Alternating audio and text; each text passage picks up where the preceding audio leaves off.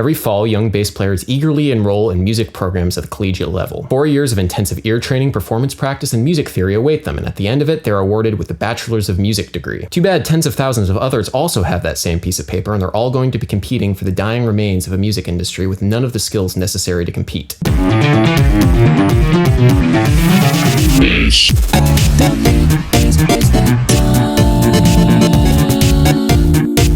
There's an academic-industrial complex here in America, and every year it churns out thousands of hyper-qualified musicians for a market that does not demand them. It simply isn't good enough to be the best bass player that you can be because there are hundreds of other bass players who are way better than you. You'll all be competing for restaurant gigs that pay $75 for 4 hours worth of music, which is, by the way, the exact same amount of money you would have made in the 70s. No, not adjusted for inflation. $75. For these reasons and more, I felt compelled to compile a list of things that music school does not teach you that's necessary to compete in the real world. Knowledge of songs and repertoire.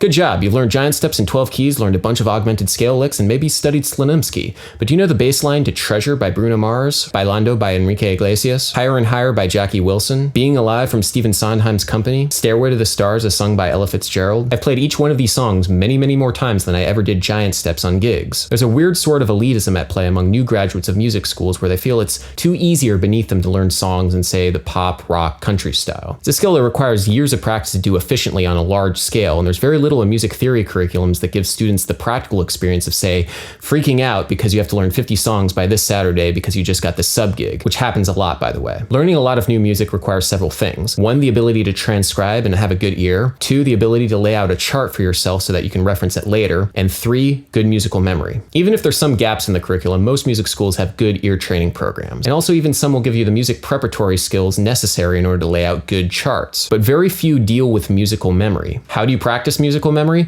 Well, by memorizing things, of course, memorizing a lot of different things from a lot of different styles of music, from jazz to rock to pop to country to salsa to musical theater to anything and everything in between. Because there's so much emphasis on performance technique and music theory, there's very little room for music memorization to occur in music school. There are exceptions. I wasn't part of this ensemble while I was at Berklee, but the Weather Report ensemble was required to learn a new Weather Report album every week. That's intense, but the musicians involved definitely improved their musical memory. Aesthetic taste. There's something that my musical colleagues and I derisively call Berklee funk. Now, it would be unprofessional to show examples of this, but the long and short of it, there's a lot of musicians that come out of Berklee playing a very trite, uninspired, and banal form of music that all sounds the same. Low on groove, but plentiful in notes, Berklee funk seeks to emulate older styles of music while retaining absolutely none of the character and none of the charm. Why would this be? Aren't young musicians supposed to be the ones creating the new and exciting music of today? One of the dangers of music school is that you can exist in a bubble while you're there, especially at a place like Berklee. The only musicians with whom you play and the only people from whom you learn are all in the same place. Because studying music has been so academized, everybody learns music the same way.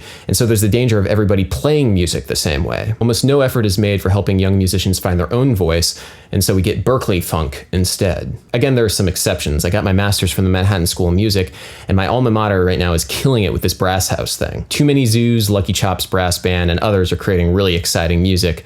So it's not always going to be the case that music school kills your creativity. It's just that there's a danger of it. Business stuff. Sure, you can take music business classes in school, but they're not really about the business of playing music. They're about the music business. Talking about the music industry is fine, but rarely are you going to get questions answered like, how much money should I charge for playing a gig? What's the deal with 1099s? Should I join the musicians union? For a working musician, what to charge is the biggest question, and unfortunately it's also the trickiest to answer. It's going to vary on the market. You're going to charge something very different in NYC and LA versus, say, Omaha. Musicians and freelancers in general generally don't like to be too forthcoming with this on the internet because it will prevent them from being flexible with clients later on. A good basic resource, however, is musicianswages.com, and the American Federation for Musicians also posts their union wages online, although don't expect to be making that much unless you're a member of the union and doing union gigs. What other resources are available for you for questions like this? Well, the Alumni Network. It's almost a trite saying, but knowing somebody is everything in the music business, and I mean everything. Every gig you will ever get is because you know somebody or were referenced by somebody. There's never been an instance of me getting called for a gig because somebody saw me playing and was like, I want that person to play on my gig. That will happen, but it's extremely rare. Most people will simply ask around for suggestions if they need a bass player for a gig. In a weird and slightly insidious way, the music world is kind of an old boys club where people rely upon alumni networks for contacts. In a way, it does make sense, because you generally only want to hire people you know will get the job done, and an alumni network is a good way of separating the wheat from the chaff. It's this fact which makes music school worth going to, and this fact alone, in my humble opinion. You will always have a network of musicians to play with. With whom to play. These are the people that will help start your career. Some schools emphasize their alumni network, but most don't let on to the fact that this is the primary reason why you go to school. What schools are good for their alumni network?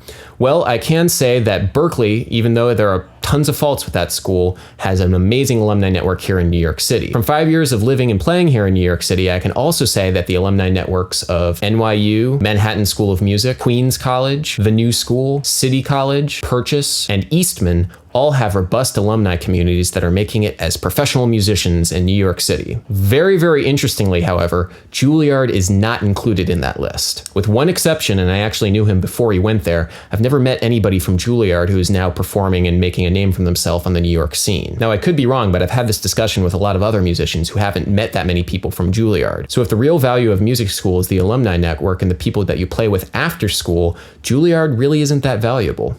Anyway, this has been Adam Neely's Bass Lessons. I hope I haven't scared you away too much from music school. It was an incredibly rewarding experience on multiple levels for myself, both at the undergraduate and graduate level.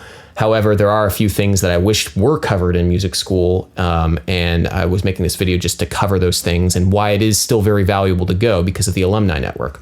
If you like what you've been seeing and you want to hear more of it, please comment, like, and subscribe for my channel. I have a new video coming out every Monday afternoon is the schedule that I am sticking to for the foreseeable future. So yeah, with that in mind, bass.